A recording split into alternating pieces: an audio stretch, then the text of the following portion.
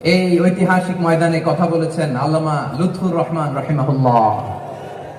চলে গিয়েছেন আমাদেরকে ছেড়ে। তিনি বলতেন, ইনশাআল্লাহ মিজান আবার আসবে। হুজুর, আমি তো আসলাম, আপনি তো আমাদেরকে ছেড়ে চলে গেলেন। আল্লাহু আকবার, আল্লাহু আকবার, আল্লাহু আকবার।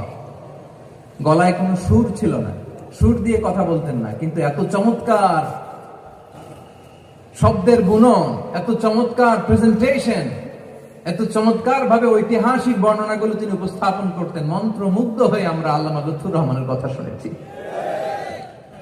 আমরা হযরতুল আল্লামা লুৎফুর রহমান রাহিমাহুল্লাহর জন্য এই বিশাল ময়দান থেকে দোয়া করছি, আল্লাহ তাআলা তুমি তোমার এই খাদেমকে জান্নাতের মেহমান হিসেবে কবুল করে নাও।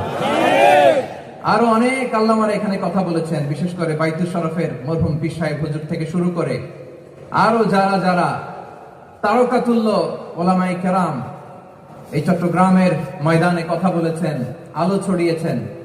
আমরা এই লক্ষ লক্ষ তাওহীদি জনতাকে নিয়ে তাদের জন্য